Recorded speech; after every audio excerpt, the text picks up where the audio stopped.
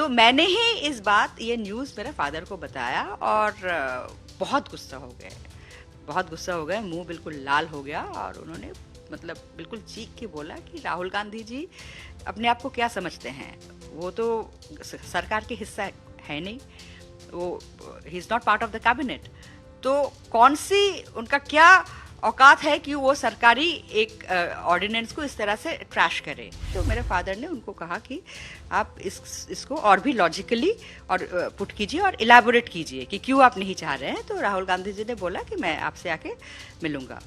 तो उसके बाद कुछ वो आके मिले, बहुत ज़्यादा रेगुलरली नहीं, और ये जारी रही, ये मिलना जुलना जारी रही। उनका प्रेसिडेंशियल ईयर्स में भी बाबा जब राष्ट्रपति बने, बहुत फ्रीक्वेंटली नहीं, कभी कभी वो आते थे। तो एक चीज़ तो राहुल गांधी जी के बारे में उन्होंने बोला कि बहुत ही कर्टियस है, बहुत ही कर्टियस है और फुल ऑफ क्वेश्चंस, बहुत सारे सवाल पूछते हैं जो बाबा को ठीक लगा कि ये जानना चाहते हैं। लेकिन एक जगह उन्होंने ये भी ऑब्जर्व किया कि वो बहुत जल्दी सवाल पूछते हैं और बहुत जल्दी एक टॉपिक से दूसरे टॉपिक पे जंप करते हैं। तो उन्होंने लिखा कि I wonder how much he is listening और how much he is absorbing. Pranab Mukherjee पर लिखी गई है किताब प्रणब माई फादर, और ये लिखा है प्रणब मुखर्जी की बेटी और उनके साथ उनका पूरी जो डायरी और उनके साथ जो उनकी बातचीत है उसको शेयर करते हुए शर्मिष्ठा मुखर्जी जी ने। शर्मिष्ठा जी, आपने एक किताब, लगभग 400 पेज की किताब लिखी है और उसमें बहुत सारी चीज़ों का जिक्र है। उनके लगभग 60 साल के जो राजनीतिक यात्रा रही है उसका भी जिक्र है। बहुत सारी चीजें हैं और बहुत सारी उसमें विवादित बातें भी हैं। आप किस तरीके से देखती हैं? क्या आपको लगता था क्या कि ये जब किताब आएगी तो कई सारी बातें इससे निकलेंगी जो लोगों को पता नहीं होगी? डेफिनेटली। देखिए, मेरे फादर 50 साल राजनीति में रहे और काफ़ी इम्पोर्टेंट पोजीशंस में रहे। खाली सरकार में नहीं, सरकार में तो वो काफ़ी सारा की पोजीशंस में रहे ही, पार्टी में भी उनका काफ़ी एक महत्वपूर्ण भूमिका थी। तो ये जो ओवर द 5 डेकेड्स, 50 साल तक उनका जो एक बहुत ही क्लोज क्वार्टर से राजनीति को देखना, और उनकी हैबिट थी वो मेटिकुलसली डायरी लिखते थे और वो डायरीज मेरे पास छोड़ गए। तो उस डायरीज में से बहुत सारी चीज़ें मुझे भी पता चला और जो मैं नहीं जानती थी, और उसमें तो विवादित तो होगा ही। आजकल के ज़माने में कुछ भी करो वो तो कंट्रोवर्शियल हो जाते हैं। लेकिन अगर प्रणब मुखर्जी, जो कि एक बहुत ही जाने माने एक पॉलिटिकल लीडर और फिर बाद में देश के राष्ट्रपति रहे, तो उनकी अगर व्यूज कुछ सामने आ जाए तो उसमें तो कंट्रोवर्सी होगी ही, इसमें तो कोई नई बात नहीं है। जो मैंने देखा कि कई सारे प्रधानमंत्रियों का जिक्र है, हालांकि वो इंदिरा गांधी के समय मंत्री बने, लेकिन प्रधानमंत्री नेहरू से लेकर के राहुल गांधी तक जो कांग्रेस की एक यात्रा रही है उसका पूरा जिक्र है। और उसमें हर किसी के साथ संबंध कैसे रहे, नरसिम्हा राव के साथ कैसे उनके संबंध रहे, मनमोहन सिंह के साथ, इंदिरा गांधी, राजीव गांधी, सोनिया गांधी और राहुल गांधी, उनके साथ पूरा ये कहानी है कि यात्रा रही है। हम शुरू करते हैं राहुल गांधी से। राहुल गांधी का जिक्र है आपकी किताब में लगभग 5-6 पेजेस में। उसमें कहा गया है कि उनसे कई सारी बारी बात होती थी, लेकिन कई सारी चीजों पर वो बहुत खुश नहीं थे जिस तरीके से हुआ, खासतौर पे 2014 के चुनाव, उससे पहले जो ऑर्डिनेंस फाड़ा गया उसको लेकर के, और 2019 के चुनावों को लेकर। क्या आपको उनकी डायरी टटोलने से मिलता है, खासतौर पे इस फेज के दौरान कैसा उनकी सोच थी? देखिए, राहुल गांधी का उनका शायद पहला जो मुझे याद आ रहा है, first reference of Rahul Gandhi ji का, उनका समवेयर यूपीए 1 की एंड में जब इलेक्शन स्ट्रैटेजी तैयार हो रही थी, तो कोई सीडब्ल्यूसी मीटिंग में राहुल गांधी जी ने काफ़ी मतलब वो कोalition नहीं चाह रहे थे, तो काफ़ी स्ट्रांगली बोला। तो मेरे फादर ने उनको कहा कि आप इसको और भी लॉजिकली और पुट कीजिए और इलैबोरेट कीजिए कि क्यों आप नहीं चाह रहे हैं। तो राहुल गांधी जी ने बोला कि मैं आपसे आके मिलूंगा। तो उसके बाद कुछ वो आके मिले, बहुत ज़्यादा रेगुलरली नहीं, और ये जारी रही, ये मिलना जुलना जारी रही। उनका प्रेसिडेंशियल ईयर्स में भी बाबा जब राष्ट्रपति बने, बहुत फ्रीक्वेंटली नहीं, कभी कभी वो आते थे। तो एक चीज़ तो राहुल गांधी जी के बारे में उन्होंने बोला कि बहुत ही कर्टियस है, बहुत ही कर्टियस है और फुल ऑफ क्वेश्चंस, बहुत सारे सवाल पूछते हैं जो बाबा को ठीक लगा कि ये जानना चाहते हैं। लेकिन एक जगह उन्होंने ये भी ऑब्जर्व किया कि वो बहुत जल्दी सवाल पूछते हैं और बहुत जल्दी एक टॉपिक से दूसरे टॉपिक पे जंप करते हैं। तो उन्होंने लिखा कि I wonder how much he is listening और how much he is absorbing. तो इस तरह की वो बाबा का सबसे ज्यादा राहुल गांधी जी से मुझे जो डायरी पढ़ के लगा, और डायरी तो एक दिन का नहीं है ना, ओवर द इयर्स पढ़ के रखा कि उनका राहुल गांधी से राहुल गांधी के ऊपर उनका जो विश्वास था उसमें बहुत बुरी तरह से झटका लगा जब राहुल गांधी जी ने एक गवर्नमेंट ऑर्डिनेंस को पब्लिकली ट्रैश किया, सेव द कॉन्विक्ट, आपको पता ही है। तो उसको जब ट्रैश किया पब्लिकली अजय माकन जी की प्रेस कॉन्फ्रेंस से, तो राहुल जी आए और उन्होंने बोला कि ये ऑर्डिनेंस को फाड़ देना चाहिए। उन्होंने फाड़ा नहीं बट फाड़ देना चाहिए और इसको मतलब फेंक देना चाहिए।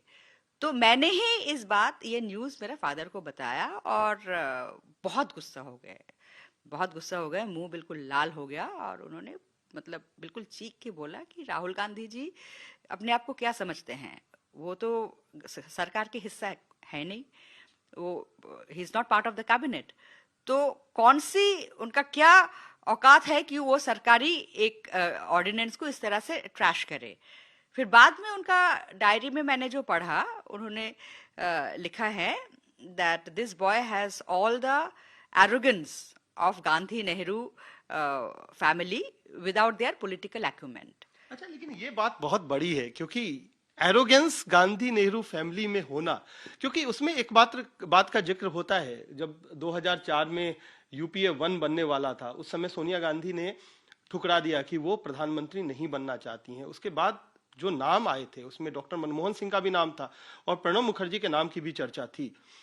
तो उस समय क्या उम्मीद थी प्रणब दा को कि वो प्रधानमंत्री बन जाएंगे? क्योंकि आपको शायद बातचीत में कहा था कि वो मुझे प्रधानमंत्री नहीं बनाएंगे, इसके पीछे की क्या कहानी? देखिए 2089 में जब नहीं 2089 नहीं 1989 में जब चुनाव लड़ा गया और उसके बाद जब वाजपेयी जी ने सरकार फॉर्म किया, तब का एक डायरी एंट्री मैं अपने किताब में भी मेंशन किया। तब डॉक्टर मनमोहन सिंह साउथ दिल्ली से चुनाव लड़ रहे थे। तो तब उन्होंने उसका जिक्र करते हुए बोला कि डॉक्टर मनमोहन सिंह साउथ दिल्ली से चुनाव लड़ रहे हैं, मोस्ट प्रोबेबली वो जीतेंगे और बहुत अच्छा होगा और ये कांग्रेस के लिए एक बहुत अच्छा होगा, और अगर कांग्रेस जीतेगी तो वो प्राइम मिनिस्टर मोस्ट प्रोबेबली वो प्राइम मिनिस्टर फेस बनेंगे। तो 1989 में भी मेरे बाबा का ये मतलब ध्यान में था कि ये ख्याल था कि अगर कांग्रेस सरकार बनाएगी तो doctor Manmohan Singh prime minister बनेंगे। तो इसलिए 2004 में जब वो नहीं बने तो it couldn't have come as a big surprise to him और अ डिसअपॉइंटमेंट। तो जर्नलिस्ट सुमन चैटर्जी को भी बताया था कि सोनिया गांधी जी से मेरा कोई एक्सपेक्टेशन नहीं है और अगर एक्सपेक्टेशन नहीं है तो कोई डिसअपॉइंटमेंट भी नहीं है। ये बात नहीं कि उनको बहुत डिसअपॉइंटमेंट हुआ, लेकिन ये बात सच है कि डेफिनेटली उनका ख्वाहिश था प्रधानमंत्री बनने का। उन्होंने एक बार मुझे बोला, मैंने बोला कि तुम बनना चाहते हो प्रधानमंत्री? He said of course. ये तो कोई भी politician, any politician worth his salt, जो मतलब वो उनका ये ख्वाहिश होता है तो डेफिनेटली, लेकिन अगर मैं बनना चाहूंगा डज नॉट नेसेसरीली मीन कि मैं बनूंगा। मैंने बोला कि तुम सोनिया गांधी से बात क्यों नहीं करते, तो इससे क्या बात करे। फिर उन्होंने बहुत स्मार्टली बात को घुमा दी कि मैं तुम्हारी तरह थोड़ी ना हूं कि अगर कोई चीज नहीं मिलता तो तुम बिल्कुल एक रकस क्रिएट करते हो। और उन्होंने कहा कि मैं रकस क्रिएट करता हूं, ये भी उन्होंने उस बातचीत में कहा कि मैं लगातार रकस क्रिएट करता हूं जिसका नुकसान वो नहीं, मैं रकस क्रिएट करता हूँ कि अगर कोई चीज नहीं मिले तो मैं रकस क्रिएट करती हूँ। तो मैंने बोला कि मैं रकस क्रिएट करती हूँ, थोड़ा गुस्से में। हाँ, अपने माँ से पूछ कि अगर तुझे कोई। तो उन्होंने बात को टाल दी, बात को घुमा दी। एक बात इसमें और जिक्र आता है कि चूंकि सोनिया गांधी की बात हो रही है और उससे पहले जो प्रधानमंत्री थे नरसिम्हा राव, उस समय नरसिम्हा राव को लेकर के बहुत मनमुटाव भी रहा गांधी फैमिली और नरसिम्हा राव को लेकर के, उसकी भी बात आती है। जब मोदी सरकार ने प्रणब दा को भारत रत्न दिया तो उस समय गांधी फैमिली का कोई सदस्य मौजूद नहीं था। आपने तब भी कुछ पूछा था प्रणब दा से कि आपको क्या बुरा लग रहा है गांधी फैमिली नहीं आ रही है, और उस समय नरसिम्हा राव का जिक्र आया था। क्या था वो पूरा मामला? देखिए, नरसिम्हा राव जी का साथ बाबा का काफी घनिष्ठ संबंध थे इंदिरा जी का टाइम पे, और जब कांग्रेस आई एक स्प्लिट हुआ होके कांग्रेस आई बने, तब नरसिम्हा राव जी, मेरे फादर सब इंदिरा जी के साथ रहे, संघर्ष करे। फिर नरसिम्हा राव जी का जब वो प्रधानमंत्री बने, शुरू में बाबा को तो कैबिनेट में नहीं लिया था, लेकिन उनको डिप्टी चेयरपर्सन प्लानिंग कमीशन बनाया, बाद में कैबिनेट में लिया, तो काफी घनिष्ठ संबंध रहे। तो एक चीज जो बाबा का हमेशा उनका दिल में रहा, and I think this is one thing, बाकी मुझे नहीं लगा कि सोनिया गांधी का या गांधी परिवार का उनका ऑब्जर्वेशंस हैं, लेकिन प्लेन एंड सिंपल ऑब्जर्वेशंस हैं, लेकिन मुझे लगा कि एक मामले में वो इमोशनल थे। वो उनका लगा कि सोनिया गांधी जी ने क्यों नरसिम्हा राव जी की बॉडी, उनकी देहांत होने के बाद उनका बॉडी एआईसीसी में क्यों नहीं घुसने दिया। और ये इस बात का जिक्र उन्होंने बहुत दफे मेरे साथ की। इस बात की जिक्र उनका डायरीज में है। जब 2020 में मेरे फादर 31 अगस्त उनका देहांत हुए, उनके देहांत से कुछ महीने पहले ही तब आई थिंक नरसिम्हा राव जी का सेंटिनरी सेलिब्रेशन, तो उस सिचुएशन में भी देखिए इतना साल बाद उन्होंने बोला कि एआईसीसी अब नहीं, सोनिया गांधी जी, डॉक्टर मनमोहन सिंह अब रिकॉग्नाइज कर रहे हैं और नरसिम्हा राव जी का क्या कॉन्ट्रीब्यूशंस थी। He was the first person who initiated the reforms, economic reforms. Doctor Manmohan Singh उनकी द फाइनेंस मिनिस्टर थे, तो ये अच्छी बात है, लेकिन उनकी जो सेलिब्रेशन वो एआईसीसी की तरफ से होना चाहिए था, ये नहीं कि स्टेट यूनिट की तरफ से। फिर उन्होंने ये बात लिखा कि ये I mean this is something to eternal shame of Sonia Gandhi and her children that they did not allow the mortal remains of a former prime minister and former Congress president to come into AICC. So ये कहा उन्होंने कि ये शर्मनाक है कि प्रधानमंत्री रहते हुए और कांग्रेस प्रेसिडेंट भी थे नरसिम्हा राव, उनका जो पार्थिव शरीर है वो कांग्रेस दफ्तर में आने नहीं दिया गया। लेकिन उन्होंने इस बात पर भी कहा क्या कि इसलिए उन्हें शायद आश्चर्य नहीं हुआ कि गांधी परिवार उनके भारत रत्न वाले समारोह में नहीं था। जब भारत रत्न में गांधी परिवार से कोई नहीं आए तो मैंने बाबा को मेंशन किया, तो इसमें क्या बड़ी बात है। वो नरसिम्हा राव जी का बॉडी एआईसीसी में उसको अंदर नहीं लाने का परमिशन दिया, तो इसमें मेरे प्रोग्राम में नहीं आया, तो इसमें क्या बड़ी बात है।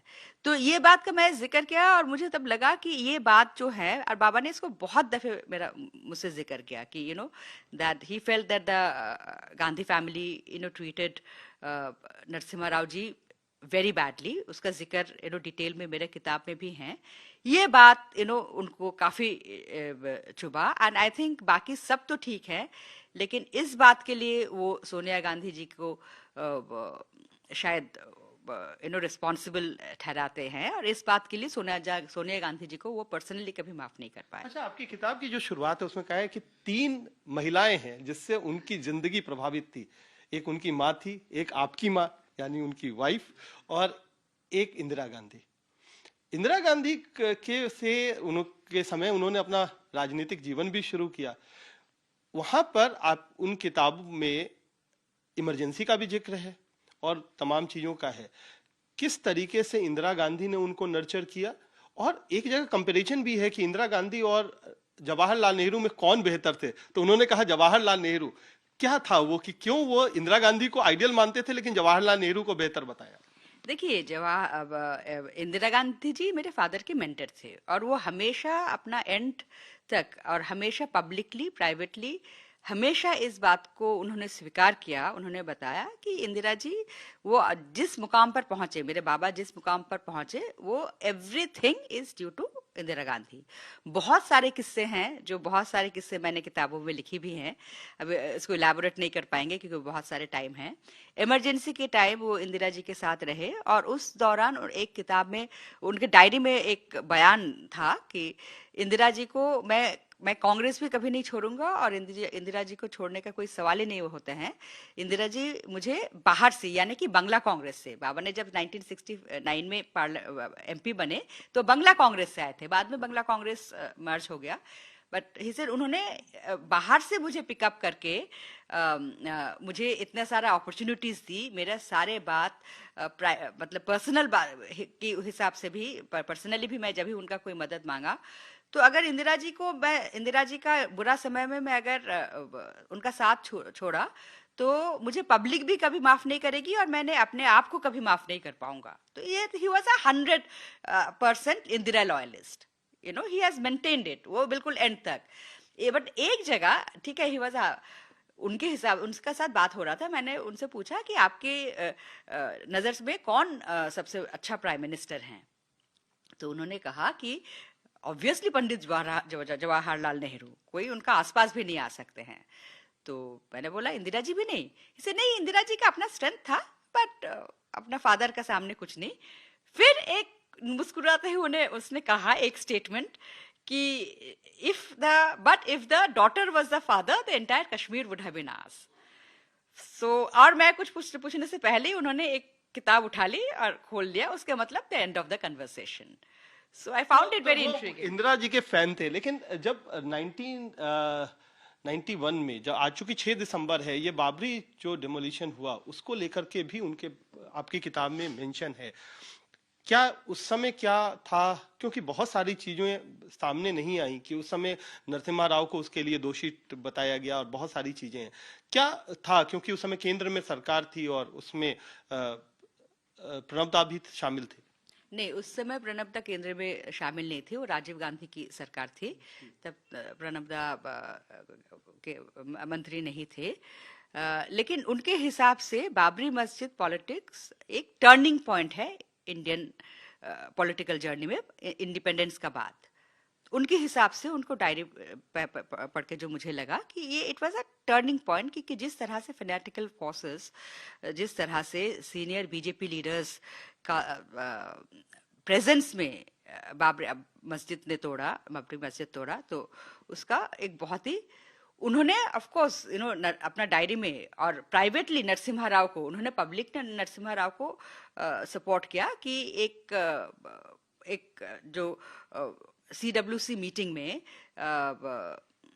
बहुत सारे लोग नरसिम्हा राव को दोषी बोल रहे थे, तब बाबा ने उन्होंने कहा कि आप सभी कैबिनेट का डिसीजन एक कलेक्टिव रिस्पॉन्सिबिलिटी होता है, तो खाली प्राइम मिनिस्टर या होम मिनिस्टर को दोष देने का कोई फायदा नहीं है।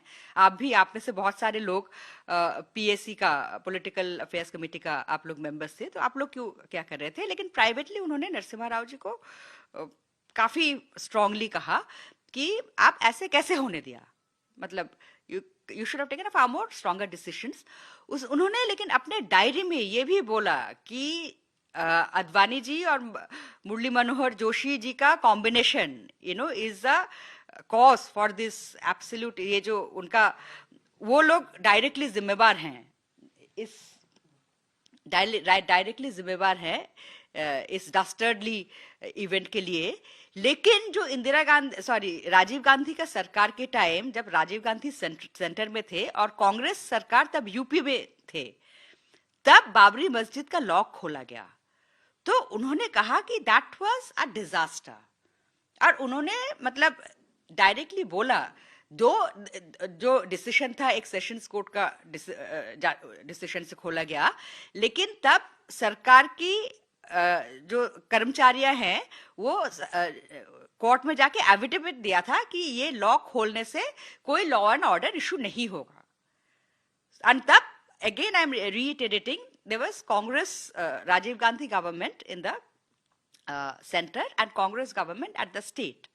सो ही डायरी में बाबा राजीव गांधी, अरुण नेहरू जी का काफी क्रिटिसाइज किया, और उनको लगा कि खाली उनको नहीं, ये तो पॉलिटिकल एनालिसिस कि शाहबानो का केस में जो राजीव गांधी ने शाहबानो का सुप्रीम कोर्ट जजमेंट को एक एक्ट की द्वारा उसको ओवरटर्न किया गया, उसका एक बड़ा इफेक्ट एक खासकर मिडिल क्लास, एक लिबरल हिंदू मिडिल क्लास में उसको पड़ा, इसका नेगेटिव इम्पैक्ट पड़ा।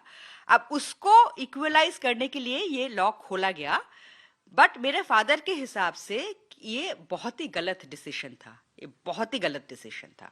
तो कई सारी चीजें, कई सारे जो उनके पूरे 50 साल की पॉलिटिकल जर्नी में जो घटनाएं हुई, जो बातचीत हुई, जो उनके संबंध रहे अलग अलग प्रधानमंत्रियों से, अलग अलग नेताओं से, उसका जिक्र है और उसको बखूबी समेटा है शर्मिष्ठा मुखर्जी ने अपनी किताब में।